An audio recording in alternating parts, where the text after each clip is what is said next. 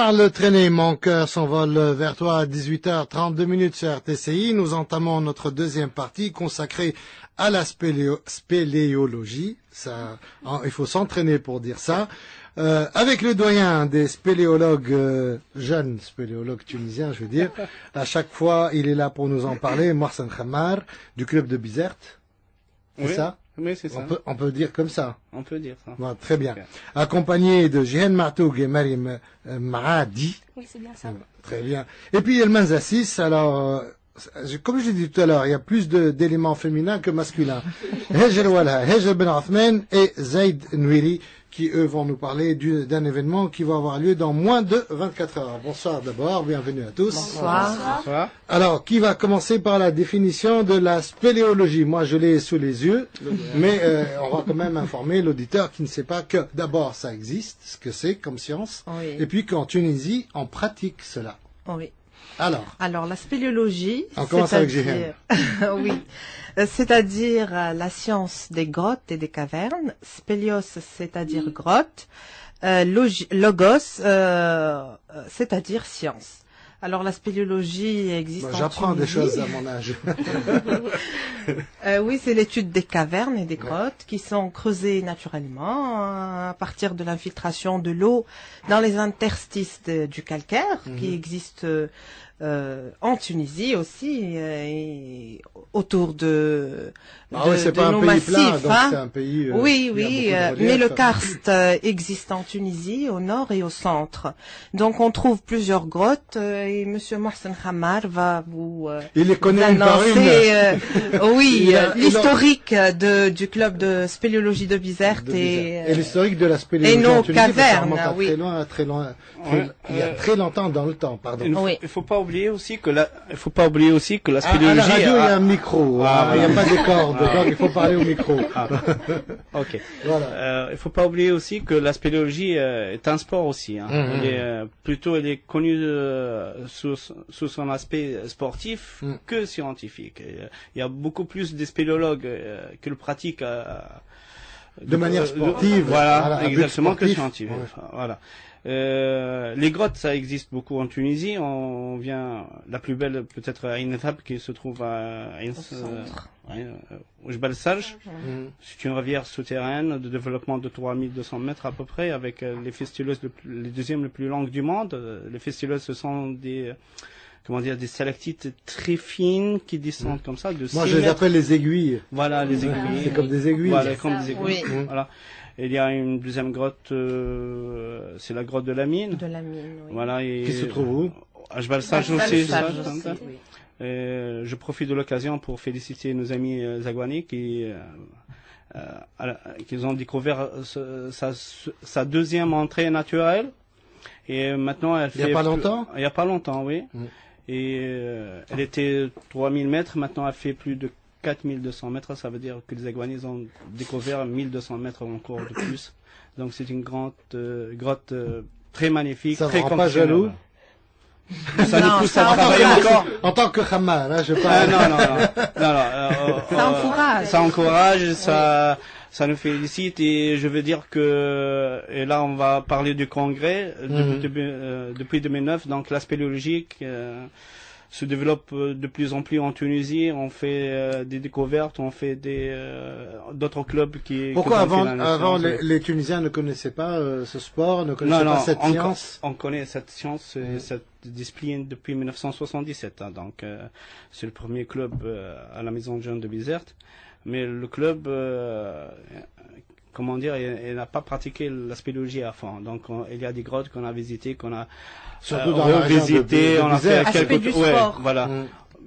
On a fait des topographies, on a fait quelques études, mais qui ne sont pas très poussées, approfondies. Voilà.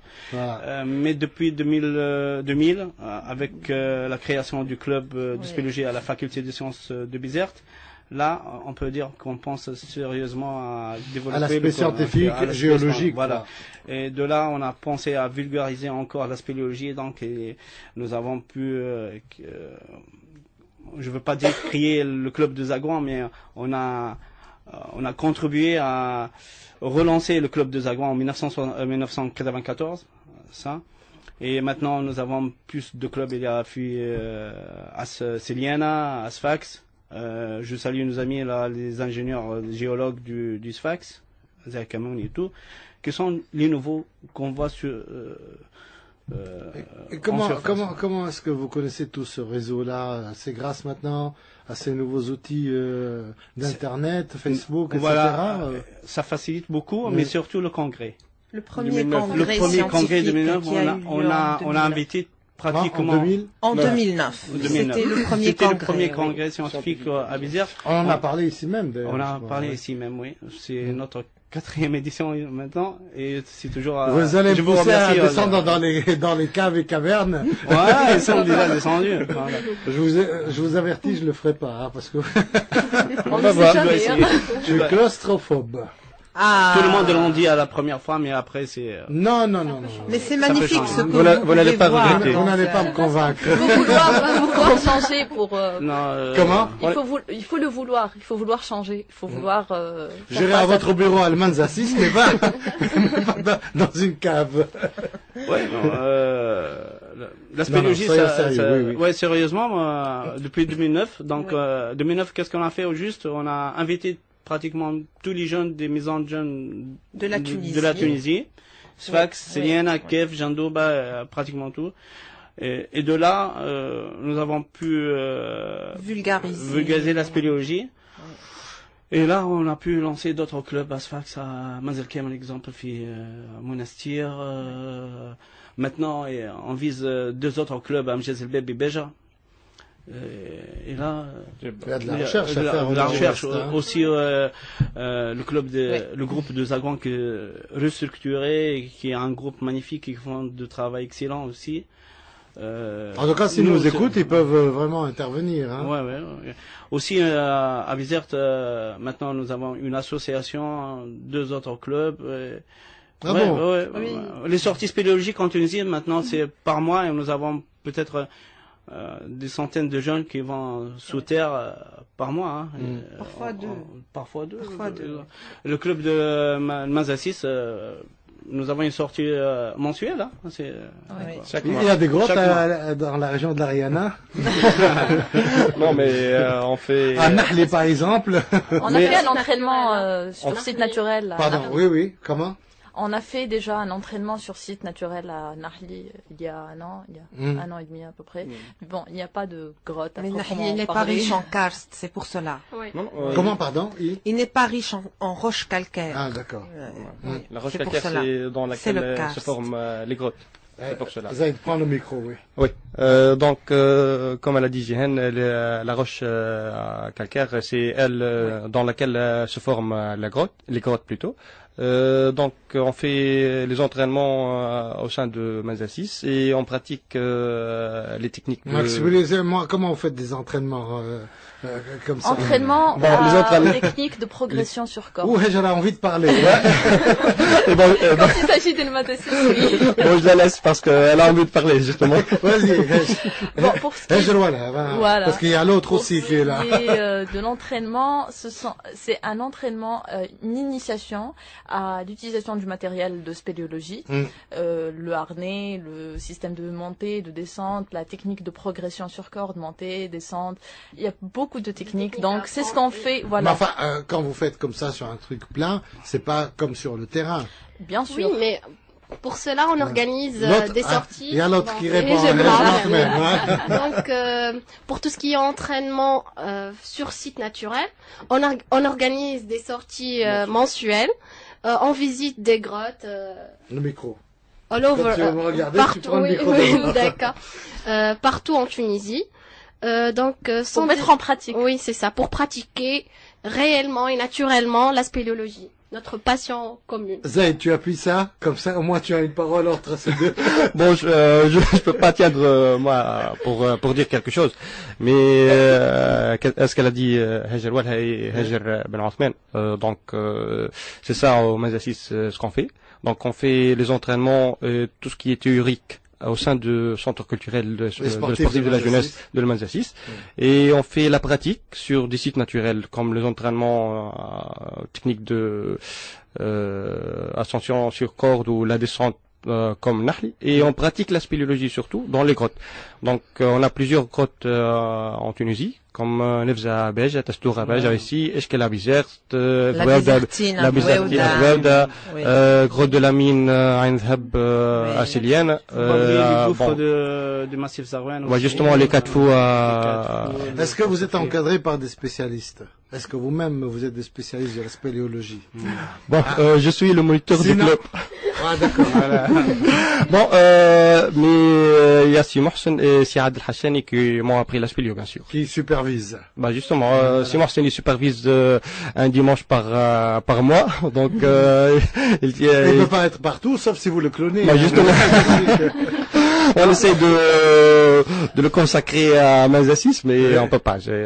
Il aime bizarre. Oui, bah justement, il est bizartin. Oui. Donc, comme vous l'avez dit, c'est un doyen de la spéléologie en Tunisie, donc on peut pas le consacrer juste à Mazassis. Donc il doit être, voilà, il doit être un peu partout. Je n'ai pas entendu Marim Mahdi jusqu'à maintenant. Bon, je voulais m'intéresser à un autre aspect de la spéléologie qui m'a incité moi-même à rejoindre le club. Oui. C'est l'aspect de l'aventure en elle-même, parce que c'est vrai, il est vrai qu'il y a des notions scientifiques qui sont assez importantes à savoir, mais ce qui est le plus important pour les jeunes à l'instant même, c'est que ils apprennent à maîtriser des techniques pour utiliser le matériel. Ouais. Et le premier contact avec le matériel, il est assez délicat, si j'ose dire. Bon, ça te fait peur, toi? Quand tu as commencé, ça t'a fait peur? Au début, ça me faisait énormément peur parce que je ne savais même pas ce que je portais, donc je pouvais même pas savoir est-ce que je pouvais faire confiance à ce que je portais. À ces outils, quoi. Oui, des cordes. Oui, des cordes. Le fait de penser que faites pour le linge, en principe, enfin, sont plus grosses, hein. Sont plus grosses. Non, pas pour descendre des mètres, hein. Mais le fait de penser que c'est une nouvelle expérience et que ce n'est pas à rater, et que, permettez-moi de citer en anglais si vous voulez. Il faut traduire après. Hein. Ok, je suis partante. Life is measured by the number of by the moment that take our breath away. C'est-à-dire que il faut la vie, elle est mesurée par les moments qui retiennent, qui coupent le souffle effectivement. Et donc il est très important d'essayer. Tu aimes l'aventure, toi, apparemment. Et oui, effectivement. Même si on n'aime pas l'aventure, il faut être toujours partant pour essayer, parce que j'ai connu au sein du club une ambiance qui est assez extraordinaire. Les membres, ce sont des membres qui sont assez aventuriers, un esprit commun que je qualifie de merveilleux et qui m'a procuré épanouissement et sérénité. Qu'est-ce que tu fais dans la vie, Marie? Bravo. Tu es étudiante en quoi? Je suis étudiante ingénieure à l'École nationale des sciences de l'informatique ANSSI. Et tu n'as absolument rien à voir avec la spéléologie. Oui, mais la spéléologie, effectivement, c'est une activité qui est assez diversifiée. Et au sein de notre club... Non, mais comment tu es arrivé justement à ce club et à savoir qu'il y a la spéléologie? C'était en 2010, lors du 2e congrès, effectivement, que j'ai rejoint le club. Et c'était... à l'époque, je savais même pas ce que le mot spéléologie signifiait, mais j'ai eu la chance, grâce à Monsieur Morse et Madame Gilène et Monsieur Adel, de bien connaître la spéléo, de découvrir le monde souterrain qui est assez fabuleux, et de me procurer ce patrimoine qui procure ma fierté actuelle en tant que Tunisienne, parce qu'on a un milieu qui est extraordinaire. C'est vrai. Oui, c'est vrai. Ah ouais, c'est qu'elle dit. Oui. Bon, d'ailleurs, Zaid, le micro, oui. Donc, juste pour confirmer les mots. Ce n'est pas une corde, c'est un micro. Ça revient. Je ne suis pas habitué. Donc, juste pour confirmer les choses qu'elle a dit. Donc, il faut pas être voilà, justement, il faut pas être consacré juste dans le domaine de la spéléologie pour être spéléologue. D'ailleurs, c'est justement c'est Jihen qui est spécialiste scientifique. À part ça, c'est Simon Khamar et juriste. Je veux dire que la spéléologie, c'est une activité de plein nature. Donc, de plein nature, ça veut dire qu'on se déplace et on est en groupe.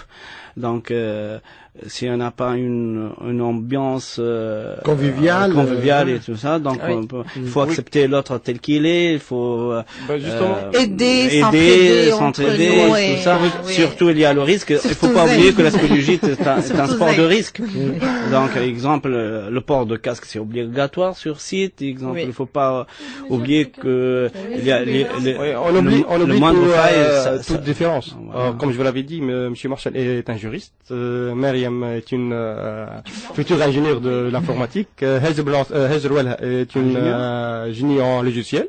Hezbollah ingénieur agronome. Moi, je pensais qu'elle est médecin parce qu'elle parlait bonjour il y a un moment. Non, moi-même, j'ai une maîtrise de physique-chimie, une master de énergétique fluide. Donc, ça n'a rien à voir avec la spéléologie. Mais La seule, c'est GN. Donc, oui, la seule. Non. Oui. La seule scientifique, c'est JN. Pendant mon cursus universitaire, j'ai étudié la géologie ainsi que Ah bah oui. différents aspects de géologie, la pétrologie, l'hydrobiologie, l'étude du karst. Et en tant que doctorante en sciences biologiques, donc je peux faire intégrer la science avec le sport. Ouais. C'est pour Ça, ça. C'est très Un intéressant. spéléologue, il doit avoir Oui. le minimum, comment dire, des notions Oui, scientifiques oui, à propos oui. de la spéléologie. Exemple, Les si on parle de la concrétions, spéléogenèse, c'est comment se forme une grotte. Il y a pas que des grottes dans les massifs karstiques. Il faut dire, il y a des grottes dans le massif Oui. même volcanique. Oui. Donc, ce sont des grottes primaires, comment dire. Il y a des, on a grottes trouvé glaciales, maintenant oui. les grottes dans le massif Glaciales, les cristaux. gypse. Non, Oui, dans le gypse, oui. c'est le Chuluguea au Mexique. Voilà, c'est dans un massif gypse. Donc, maintenant, on pense plus aux karsts pour trouver des grottes. Pour prospecter, on prospecte plus dans les karsts. On va ailleurs. Où on croit pas, il y a des grottes, il y a le vide sous terre, on va y aller. Peut-être il y a du vide Même sous avec terre. le Marne et l'argile, on Voilà. peut. Juste pour vous dire une chose, il y a des grottes en sel en Iran. Ouais, Déjà au cours Ça remonte à la préhistoire. Ça. Bah justement, Ouais. quand j'ai fait le stage de secours à Zaroua, donc il y avait un spéléologue iranien qui nous a fait une communication où se trouvent des grottes qui sont formées par le sel. Donc c'est pas Oui, il suffit de la cristallisation seulement. Oui. Voilà. Alors, si vous voulez, dans 10 minutes, il y aura les informations en bref, enfin les titres de l'actualité. On va écouter une chanson, on va revenir au congrès qui va démarrer, le congrès international Scientifique de spéléologie. Voilà. Bizarre 2012. À partir de quel jour? Lundi? 16. L'ouverture c'est le 17, c'est le lundi, mais on accueille nos invités à partir du 16. Et puis Voilà. l'événement journée porte ouverte demain, C'est pour du demain, groupe oui. d'Elmans à 6. Alors on revient dans 2 minutes exactement.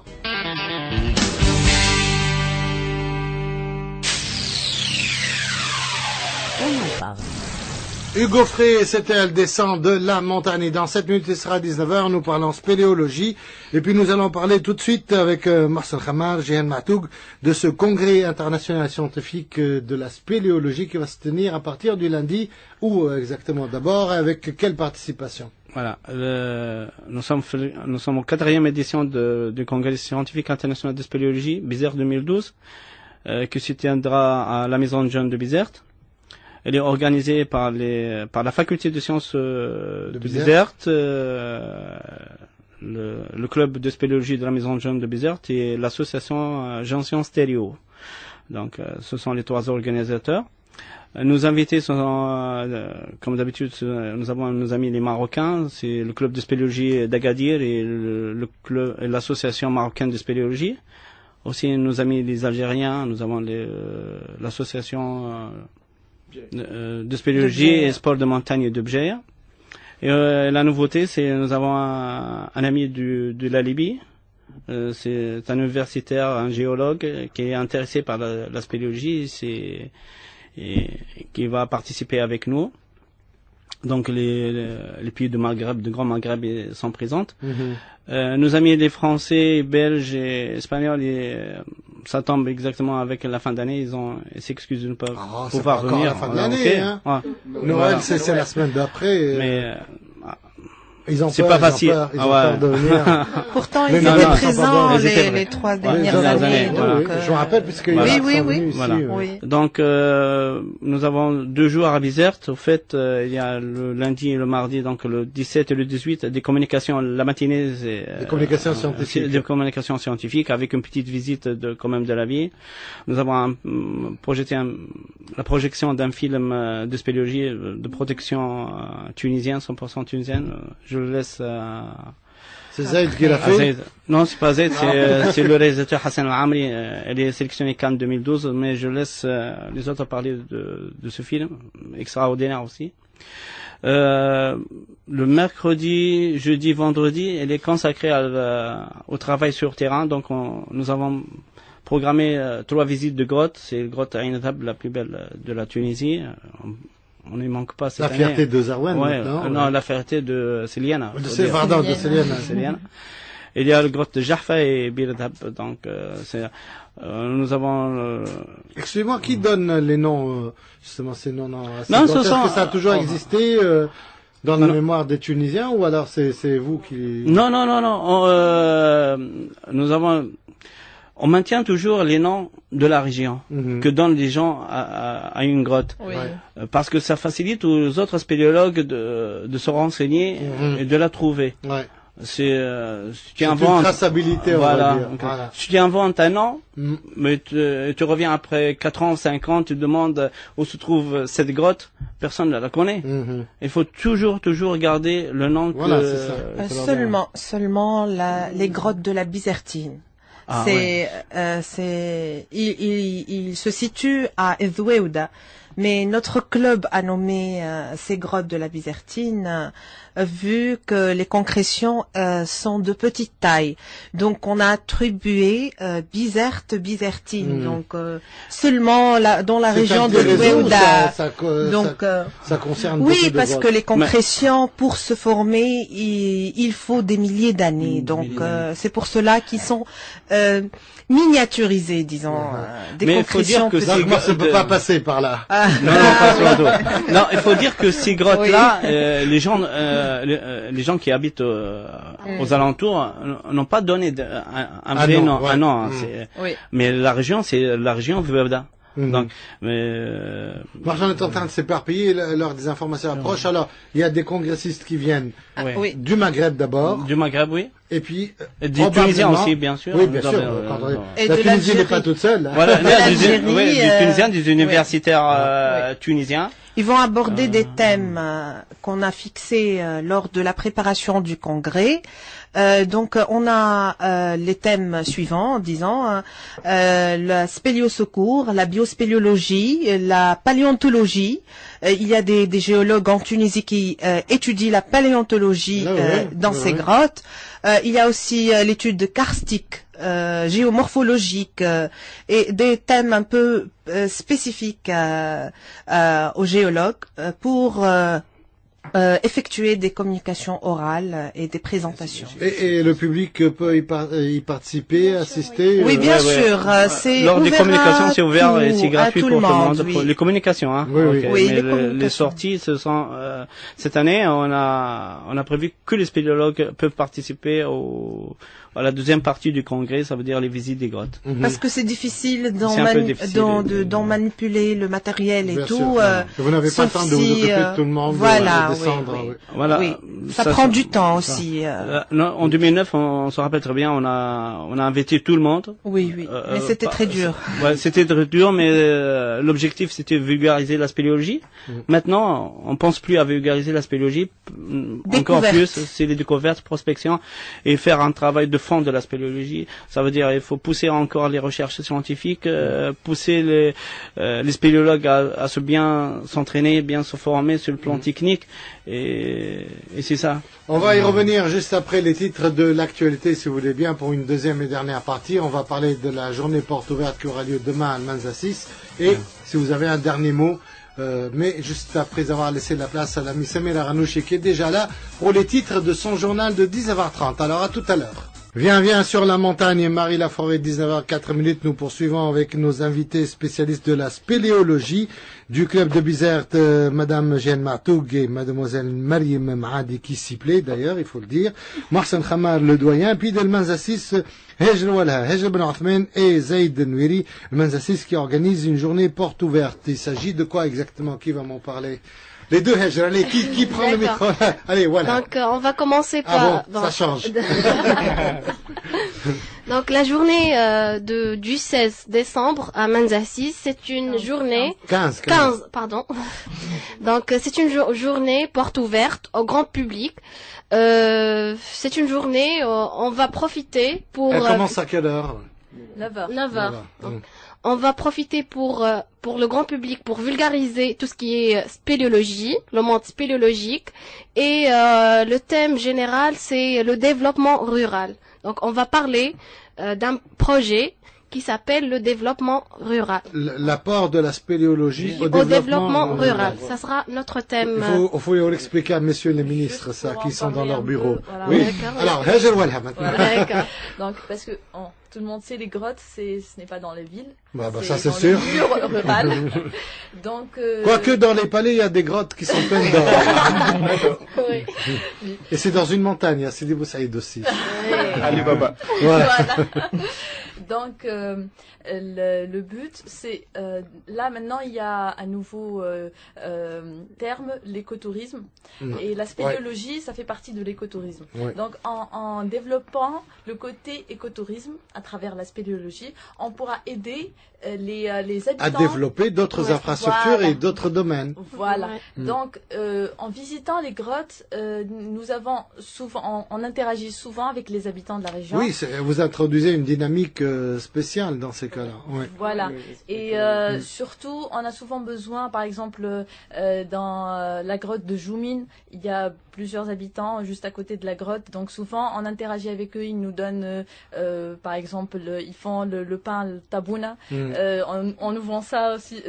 Ce genre de... c'est un encouragement. Si on encourage... C'est une sorte d'animation. Si on encourage les habitants des zones où il y a des grottes, on peut les aider à avoir un revenu pour eux. On encourage. Vous savez que ça existe le côté au Maroc, tourisme. ça. Ça existe, En Tunisie, on n'a pas vraiment cette idée encore.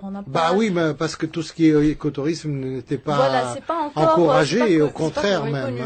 C'était interdit. C'est le rôle de cette journée d'ailleurs, parce que il y aura 2 projections de films, film Mina de Hassan Amri et un autre film de TT1 a été réalisé avec la Maison de Jeunes de Bizerte à 2005. Oui. 2007 plutôt, désolé. Et ça montre comment la spéléologie réagit et elle a un rôle très important dans l'écotourisme, comme elle a dit Hejr. Donc, pour vulgariser la spéléologie et pour mettre l'éclair plutôt sur le rôle de la spéléologie dans l'écotourisme et le développement des zones rurales. Et on souhaite que le public soit nombreux. Combien il y a beaucoup de membres dans votre club? Bon, on compte... Des citadins de Manzassis. Donc, on compte une trentaine, une quarantaine des adhérents. C'est bien déjà. Puisqu'on fait une sortie mensuelle pour les grottes. Je suis sûr qu'il y a beaucoup de jeunes. Oui. Beaucoup plus que des adultes. Bon, la majorité sont des jeunes. On n'est pas lâchés, quoi. L'âge, en fait, on n'a pas un problème d'âge. On n'est pas lâchés, des jeunes. Non, mais c'est bien de savoir qu'il y a des jeunes qui s'intéressent à ça au lieu d'aller dans les cafés. Oui, bien sûr. À El Manzassis, en général, on va s'asseoir et on regarde les autres passer. Même à Bizerte, il y a différents âges dans notre club. Il y a des petits, des jeunes, et aussi des âgés, Jeanne a le plus jeune membre de club, il a un an. C'est son fils. Oui, c'est Ali. D'ailleurs, j'étais un membre de club de spéléologie de Maison de Bizerte. Oui, il fait partie de notre club. J'ai fait mes études à Bizerte, c'est où j'ai appris la spéléologie de Mohsen Siad, bien sûr, c'est sûr. Et j'ai passé... C'est Mohsen, vous habitez dans une maison normale ou dans une grotte? grotte. Dans une gouffre, dans une gouffre. Il habite dans une labyrinthe. Plus au misère qu'à Tunis. Je suis entre les deux. Il est polyvalent, monsieur Mohsen. Alors, la journée commence demain à 9h, ça se termine à quelle heure? Oui, ça, les projections des films et la pause et les débats sont à 13h. Et donc à 13h. Et après, on débute une séance d'entraînement pour le grand public de 14h30 à 17h. Et votre club est vraiment siège là-bas à la maison, enfin au centre culturel et sportif d'El Manza. Oui, exactement. Ouais. En plus, je venais... Bon. Oui, j'ai. C'est Hejr. Je tenais à préciser que demain, on va profiter pour inaugurer notre association, l'association de spéléologie Tunis. Oui. Donc, ça sera l'occasion pour... Là, ça change. Vous prenez un autre statut. Hein. Voilà. Elle est habillée déjà avec... Oui, avec le t-shirt. Elle est déjà prête. Avec hein. le t-shirt Et le de drapeau l'association. tunisien. Oui, c'est ça. On m'a dit, avant de commencer l'émission, en tout cas à Marcel Khamal, que tu prépares un livre. Elle vient de finir, en fait. Je viens... c'est une idée que j'ai eue, que j'ai trouvée sur Internet.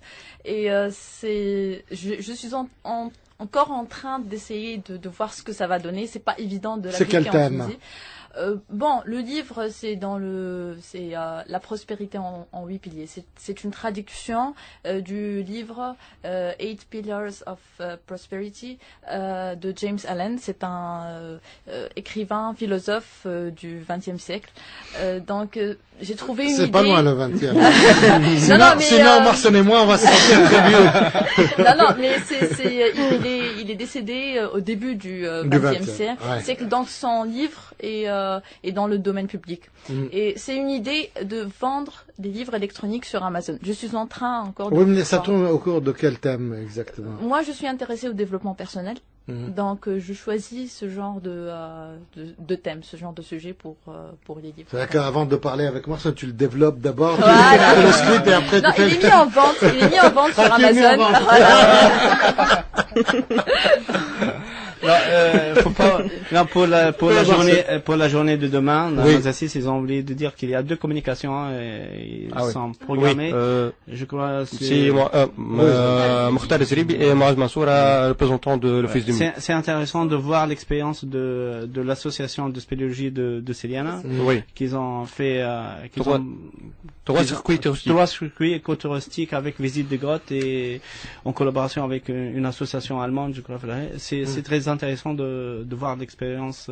Et ces interventions auront lieu quand demain, Donc, la première intervention de Si Mokhtar Zeribi est à 11h, voilà. Et moi, je m'assois à midi moins quart.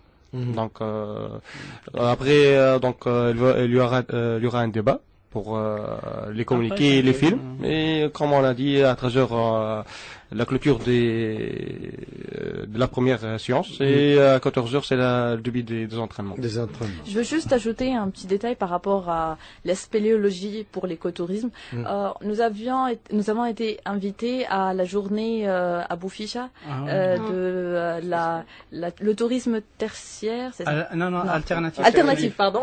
Sur le mois de juin. Alternatif. On a fait le direct de RTC. Voilà. Et ce jour-là, on était représentés par un stand en collaboration avec le club de Bizerte. Il y avait et de Zarouen aussi. Il y avait des visiteurs qui venaient voir. On a affiché les images des grottes, etc. Ils nous disaient, on a fait le tour de la Tunisie. On n'aurait jamais imaginé qu'on avait des paysages comme ça en Tunisie. Oui. Donc déjà, c'est ça, permettre aux gens normaux de découvrir leur pays, ce monde fascinant. Il est fascinant, vraiment. C'est vraiment quelque chose de très important, ça, de promouvoir nos propres richesses. Voilà. Alors, le congrès se déroule pendant combien de jours, le congrès international? Du 17 au 22 décembre. Donc toute la semaine, quoi. Toute la semaine, ouais. Eh ben, et le 16, on va accueillir pour nous communiquer ça au moins en direct le vendredi prochain. On va voir un peu le déroulement des travaux, et puis qui aurait participé ou pas à ce congrès. Ok. D'accord? C'est comme ça? C'est premier, ok. Merci, Madame Jeanne Martoug, Mademoiselle Marie Memadi, Mesdemoiselles Hajar Walha et Hajar Ben Othman, et Monsieur Zaid Nouiri et Mohsen Khamad de nous parler de spéléologie, de cette journée qui va se tenir demain à Manzassis, journée porte ouverte et du congrès international scientifique. Oui, scientifique. Merci. Oui, oui, juste une chose. Oui, un petit mot. Je veux passer le bonjour à un cher ami. C'est Hamza Saadi de Club Spéléo de Isère. Et nos collègues aussi. Et notre collègue, bon, Hamza Saadi. Et en France, aussi Hamza Zayati. Hamza Ali, on l'appelle Manzassis. Très bien. Et puis bravo à tous les clubs, que ce soit Céliane, Azarouen, Sfax ou les prochains qui vont naître, j'espère, bientôt après. Bientôt avec Sead Hacheni fait un travail énorme sur la vulgarisation de spéléologie et il a un but dans sa vie, c'est créer des clubs un peu partout en Tunisie. Et c'est lui qui fait le premier pas, le contact. Pour le commun des mortels, on croit que c'est une grotte comme ça, au contraire maintenant. Il y a tout un programme derrière, l'écotourisme d'en parler. Je veux dire quelque chose, c'est que les spéléologues, ce sont les derniers explorateurs sur Terre. Hein. Parce que maintenant, c'est tout découvert à peu près tout. Il n'y a que les grottes qui ne sont pas encore découvertes. Et ils n'ont pas vu les Américains encore avec leurs satellites? Non, je suis sûr que non. Merci beaucoup à vous. Merci à vous. Merci. Et puis à très bientôt. Merci.